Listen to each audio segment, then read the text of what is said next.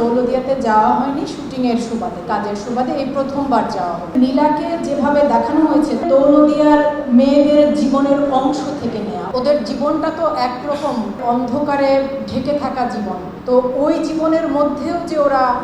হাসছে, আনন্দ করছে, গল্প করছে, সেটা আমার কাছে মনে হয়েছিল যে একটা শিক্ষণীয় ব্যাপার। জীবনে যতই আধার থাকুক তারপরও হাসা যায়,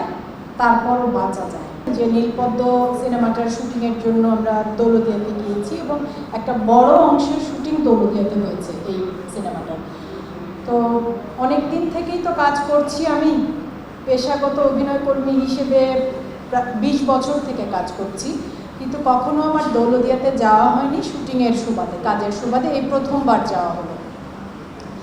আর যে প্রশ্নটা আপনি করেছেন যে ওখানে যারা বসবাস করে ওখানকার মেয়েরা, ওখানে আসলে এত জীবনের গল্প, এত ভিন্ন ভিন্ন জীবনের গল্প যে একটা জায়গায় গিয়ে আসলে সে গল্পটা মিলে যায় যে ওরা সবাই ওই পল্লীর অধিবাসী। এছাড়া বাকি পূর্বের গল্পগুলো ভীষণ আলাদা আলাদা,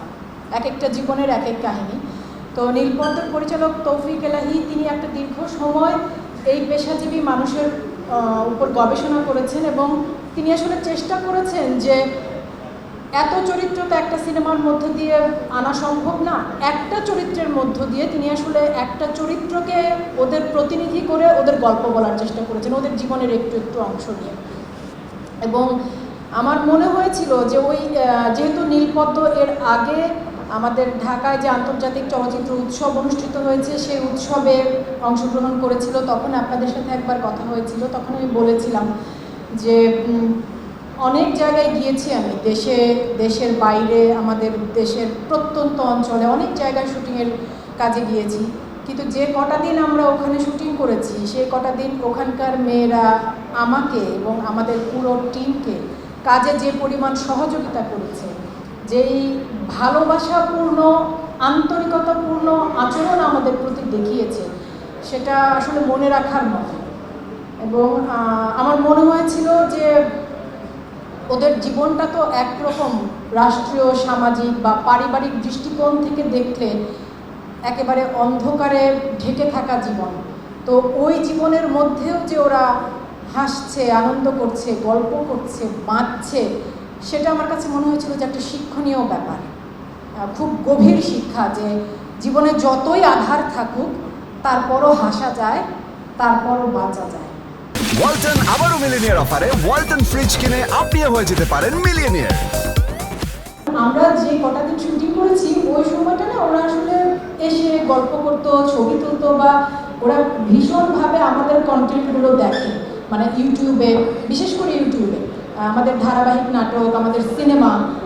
সেসব দেখে এবং সেগুলো নিয়ে আলোচনা করেছে। আপনার যে প্রশ্নটা যে এই যে জীবনের গল্প, এই রকম গল্প সত্যিকার অর্থে ওখানে আছে কিনা এবং কেউ আমার সাথে শেয়ার করেছে কিনা, আমার সাথে না, ওই যে আমি বললাম যে আমার পরিচালক তিনি একটা দীর্ঘ সময় এদের উপর গবেষণা করেছেন, এটা একেবারেই গবেষণা থেকে পাওয়া তথ্য। যে শুধু যেমন এই মেয়েটি আসলে পুরো গল্পটা তো একটু, যেহেতু আমরা ওটিটিতে রিলিজ হচ্ছে, পুরো গল্পটা বলতে চাই না, কিন্তু আমি বলতে চাইছি যে এখানে যেভাবে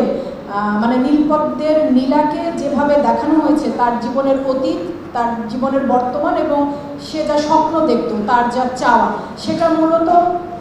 আক্ষরিক অর্থে দৌলতদিয়ার মেয়েদের জীবনের অংশ থেকে নেওয়া, ওদের জীবনের নির্যাস।